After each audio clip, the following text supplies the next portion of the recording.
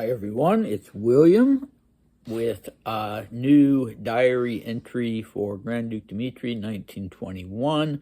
I wasn't planning on doing one today, but it's a relatively uncomplicated one, and I should be working on my book, but today this video and the diary entry is the form of procrastination that I'm taking. So, this is the 20th of February, 1921. It's a Sunday, as it is here, as I'm doing this on 15th December, 2024. And it's still Copenhagen. We have another about 11, 12 days left in Denmark. And Dmitri's staying at the English Mission. So what did we do last time? Well, we had the two short diary entries last time with a nice Russian dinner, tea at the American ambassador's house, a little bit of dancing, and checking in on the Dowager Empress's health. And then a big after-dinner affair for the King and Queen of Denmark. So those were eventful days, but Dmitri didn't write much about them. We have a bigger entry for today on the 20th, when he's going sightseeing. So the more I read of these sightseeing entries, the more I wish I could just pop over to Denmark and visit some of the same places. I've never actually been to Denmark. Anyway, let's dive in. Lucia and I went to the Hasselbachs in the morning. The weather was wonderful but cold. We all went to Frederiksborg by automobile. The group included both of the Madams Hasselbach, Hugo, and both Pars. It was surprisingly pleasant. We lunched at a little restaurant and then went on foot to explore the surroundings of the castle. The place itself isn't old, except for the church, from the time of Karl IV. The rest was restored by some private individual and is now a state-owned museum. It is very often the case in Denmark that old palaces are the property of the state, not the crown. We didn't go inside, but were content to take a walk in the park around the castle. It was so warm in the sun that we didn't wear coats. At 4 o'clock, we headed back and reached Copenhagen around 6 o'clock.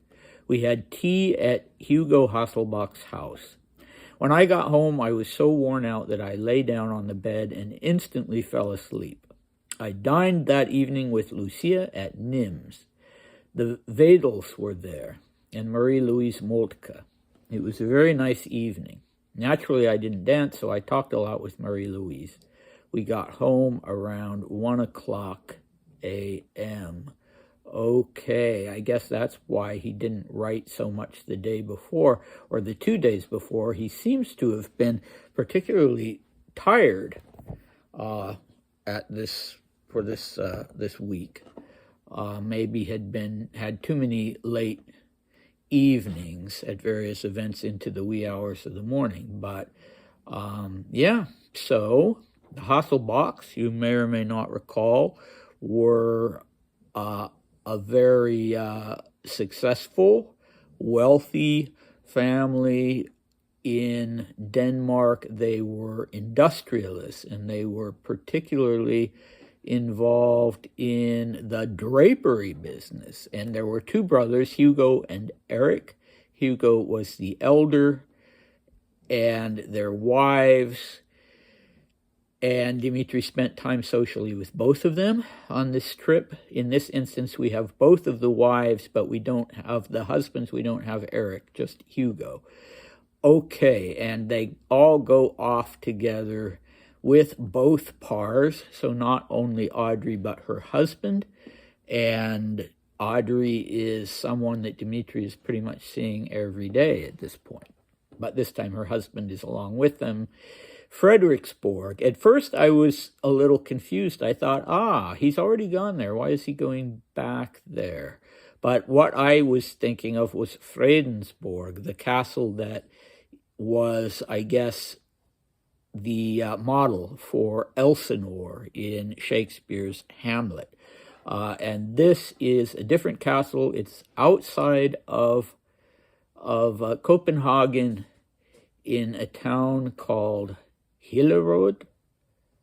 I don't know. If you're Danish, you're probably laughing your head off at all of this. But anyway, it was, Dmitri says that it goes back to the time of Karl IV, but he's wrong. It's actually Christian IV, and this was the late 16th, early 17th century that it was built. It's quite beautiful. I would encourage you to have a look at it online, both the outside and the inside and the park. And it was destroyed by fire almost completely in 1859. So Dmitri is quite right saying that the church was not destroyed. The chapel connected to the palace was not destroyed. And then it was rebuilt using the architectural plans that they were able to find, anything they were able to find from the time that it had been built. It was restored in as accurate a way as possible, and the main person contributing to that was a Danish philanthropist named Jacob Christian Jacobsen, and he was associated, his fortune was from a business that some of you will certainly recognize, Carlsberg Brewery. So next time you have a Carlsberg beer, you can toast to Jacob Christian Jacobsen and his philanthropy in connection to Frederiksborg.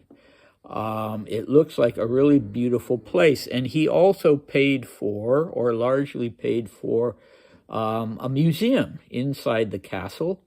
And the museum was actually a natural history museum. And it opened in 1882. The castle and the museum opened to the public in 1882. The restored staterooms could be viewed by the public, and the Baroque park that had been around the castle was also had been restored. And so that's what Dmitri is referring to when he talks about their walk in the park. On this really nice, obviously sunny day where they were even able to take their coats off. So, yeah,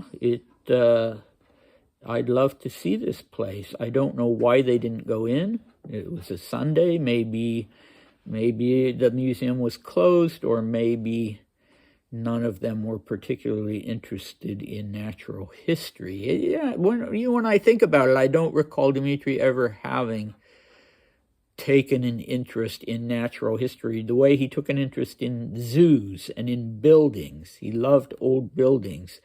And yeah, the only time he ever went to a natural history museum that's referred to in any of his writings was somewhere in the south of France, when he and his sister and the Polovtsovs went to a natural history museum there for the sole reason that they wanted to see the enormous penis bone of a walrus.